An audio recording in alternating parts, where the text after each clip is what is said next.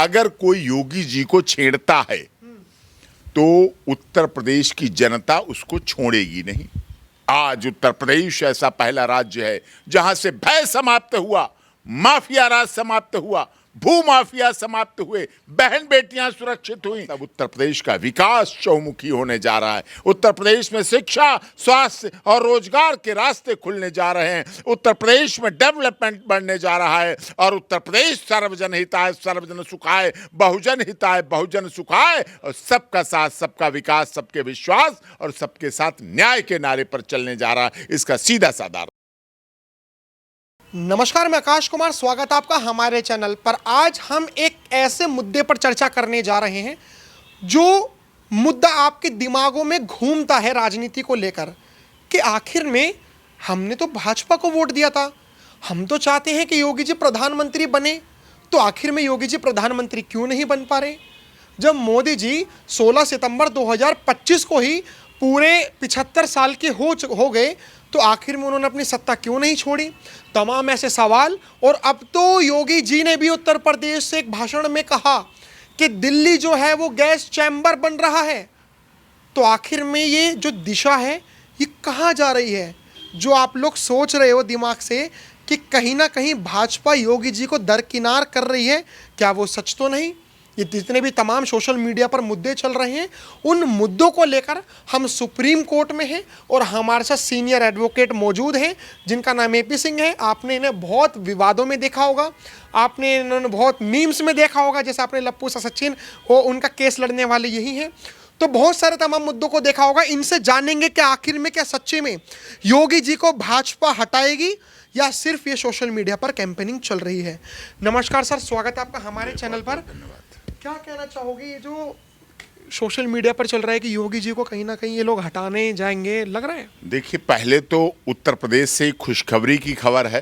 हाँ। कि सीमा सचिन मीना हाँ। के घर में आज सुबह सुबह 6:30 बजे एक बेटे का जन्म हुआ। अरे वाह, बधाई हो, योगी जी को बधाई, उत्तर प्रदेश के लोगों को और देश दुनिया के सभी और आपके चैनल को भी बधाई, क्योंकि आपने भी ग्राउंड जीरो पर रिपोर्टिंग की थी सीमा सचिन के मामले को। उनके यहाँ बेटे को जन्म दिया और बेटा, जच्चा और बच्चा दोनों स्वस्थ हैं, तंदुरुस्त हैं, अच्छे, ये बधाई का।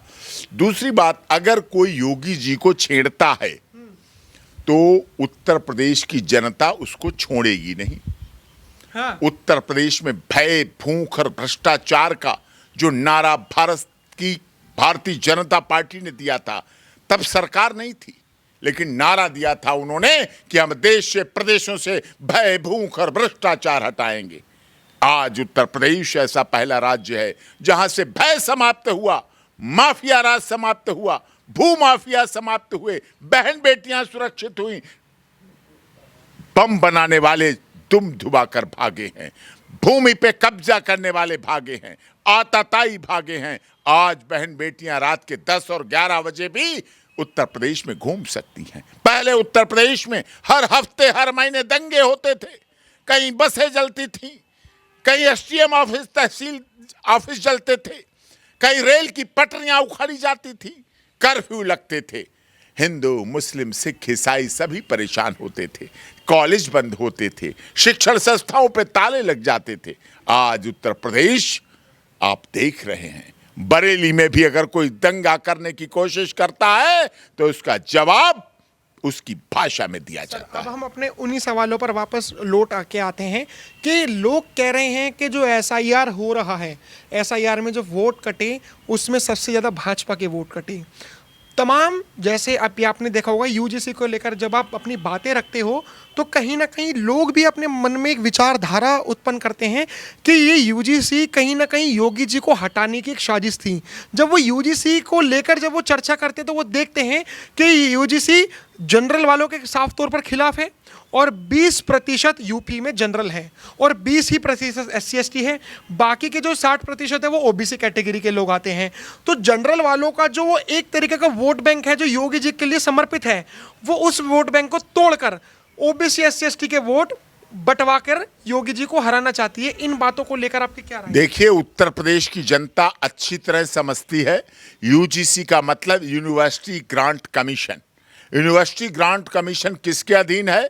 देश की केंद्र, सरकार के शिक्षा मंत्रालय, जिसके मुखिया, जिसके माननीय मंत्री, केंद्रीय मंत्री श्री धर्मेंद्र प्रधान जी हैं, और उनके द्वारा बनाया गया। उसका उत्तर प्रदेश से कोई लेना देना नहीं, उत्तर प्रदेश की कोई बात नहीं, देश की बात है। गुवाहाटी से चौपाटी, कन्याकुमारी से कश्मीर, अटक से कटक, खाड़ी से पहाड़ी तक की बात है।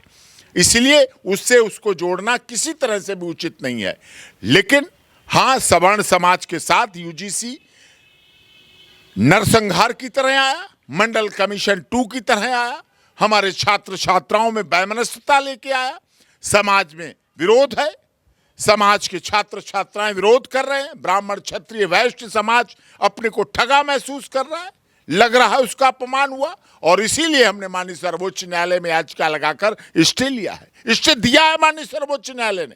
हम धन्यवाद करते हैं सर्वोच्च न्यायालय का, धन्यवाद करते हैं हम अपने याचिकाकर्ता डॉक्टर कुंवर हरिवंश सिंह जी का। सर, अभी एक चीज़ और है कि ये योगी जी को जो हटाने की बात हो रही है, क्या आपको लगता है कि जैसे शंकराचार्य जी जो हैं, शंकराचार्य जी धरने पर थे, आपको ने देखा होगा कि वो पाली पर आ रहे थे, लेकिन वहाँ का प्रशासन ये कह रहा था कि आप पाली पे मत जाइए।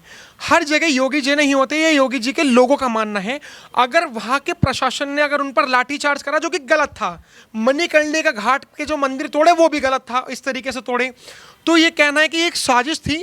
केशव प्रसाद मौर्य भी उप मुख्यमंत्री हैं, तमाम केशव प्रसाद मौर्य को शंकराचार्य जी मुख्यमंत्री के रूप में देखना चाहते हैं, योगी जी को वो हटाना चाहते हैं। तो क्या आपको लगता है कि शंकराचार्य जी भी एक तरीके से केशव प्रसाद मौर्य जी के साथ मिले हुए हैं, और भाजपा, पूरी भाजपा सिर्फ योगी जी को हटाने की फिराक में, क्योंकि योगी जी की डिमांड उठ रही है पीएम बनने की, और पीएम अमित शाह बनना चाहते हैं, लोगों का कहना है? देखिए, ऐसा नहीं है, ना तो मणिकर्णिका घाट पर मंदिर तोड़े गए, और शंकराचार्य जी की बात है। शंकराचार्य जी को राजनीति नहीं करना चाहिए। अगर वो गंगा नहाने आए हैं तो गंगा मैया तो नहीं रोकती। अरे पालकी पे ना जाएं, पैदल जाएं। खुद परम पूज्य शंकराचार्य जी मथुरा से लेकर दिल्ली गाय को लेकर पैदल यात्रा करके आए थे, हमने भी उनका यात्रा में साथ दिया। पलवल से दिल्ली तक हम पैदल आए उनके साथ उस यात्रा में, सब ने देखा, दुनिया ने देखा, पैदल जा सकते थे। गंगा मैया के लिए पैदल जाना क्या, गंगा मैया के संगम के दिव्य अर्ध कुंभ में पैदल जाना और पुण्य का कार्य होता है, और उन्हें गंगा से स्नान करके आना चाहिए था, गंगा मैया को नमन करके आना चाहिए था, गंगा मैया का आचमन करके आना चाहिए था। वहां गंगा मैया में खड़े होकर ओम नमः शिवाय और हर हर महादेव और गंगा मैया की जय बोल के आना चाहिए था। उन्हें राजनीति से दूर रहना चाहिए था। प्रशासन, शासन अपना काम कर रहा था, और मैं तो इस बात को मानता हूं कि वीआईपी कल्चर खत्म होनी चाहिए। जितने भी धार्मिक, क्या बताइए आप, अमृतसर गोल्डन टेम्पल में कोई वीआईपी है क्या? किसी मस्जिद में कोई वीआईपी है क्या? मक्का मदीना में कोई वीआईपी है? तो फिर धार्मिक सनातन धर्म के मंदिरों में क्यों वीआईपी? दिव्य कुंभ में क्यों वीआईपी? माता वैष्णो देवी में क्यों वीआईपी? सब समानता के आधार पर जाने चाहिए। अरे भगवान के दर पर आए हो, भगवान के दर पर आप वीआईपी बन के क्या करना चाहते हो, क्या कहना चाहते हो, क्या बोलना चाहते हो? अभी जैसे केशव प्रसाद मौर्य भी बार बार दिल्ली आ रहे हैं, जा रहे हैं, लोगों के मन में एक शंका तो देखो पैदा हो रही है, और हम इसीलिए आपसे बात भी कर रहे हैं। क्या ये शंका सच तो नहीं है? जिस तरीके से केशव प्रसाद मौर्य जी मेहनत कर रहे हैं, और एक उत्तर प्रदेश का मुख्यमंत्री, क्योंकि दिक्कत ये आती है कि जब भी भाजपा अब प्रदेशों में लड़ रही है, वो अपना चेहरा मेंशन नहीं कर रही है। तो इस बार भी बहुत लंबी एक कटाक्ष लग रही है कि कहीं ना कहीं अगर 2027 के इलेक्शन हुए और अगर भाजपा बहुमत से जीती, क्योंकि आप और हम, अगर हम उत्तर प्रदेश के हैं और अगर हम वोट दे रहे हैं तो हम अपनी तरफ से विधायक चुन सकते हैं, मुख्यमंत्री नहीं। तो बीजेपी वालों का एक लोग नैरेटिव मतलब देख रहे हैं, एक शंका लगा रहे हैं कि कहीं ऐसा ना हो कि भाजपा जितनी भी सीटें जीते, भाजपा पहली बात तो टिकट ही उन्हीं को दे जो योगी जी का साथ ना देकर भाजपा का साथ दें, एक बड़ी लेवल की भाजपा का साथ दें। और जब राजनाथ सिंह एक पर्ची दें या अमित शाह एक पर्ची दें कि इन मुख्यमंत्री का नाम घोषित कर दो, तो वो केशव प्रसाद मौर्य का नाम ना निकल जाए, ये एक बहुत बड़ा डर है। देखिए, केशव प्रसाद मौर्य भी माननीय सांसद रहे, माननीय उत्तर प्रदेश के उप मुख्यमंत्री हैं, कोई बहुत फर्क नहीं होता उप मुख्यमंत्री और मुख्यमंत्री में। आज भी एक संवैधानिक पद पर हैं और उत्तर प्रदेश के साथ हैं। इसको जातिगत समीकरण से जोड़ना गलत है।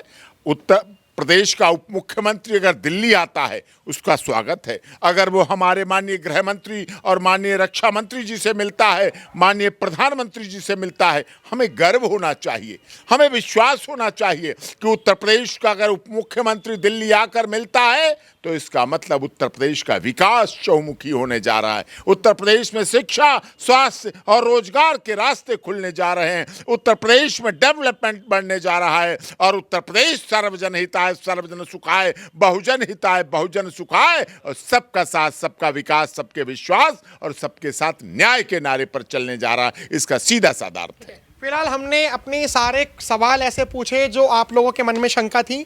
सीनियर एडवोकेट हैं, बहुत राजनीतिक नॉलेज रखते हैं, कानूनी नॉलेज रखते हैं। इनके हिसाब से जो हमने तथ्य रखे और इन्होंने खुद तथ्य रखे कि आखिर में अगर यूजीसी को लेकर अगर योगी जी को निकालने की प्लानिंग है तो यूजीसी उत्तर प्रदेश में तो खाली लागू नहीं हुआ, 28 राज्यों और 9 यूनियन टेरिटरी सब में लागू हुआ।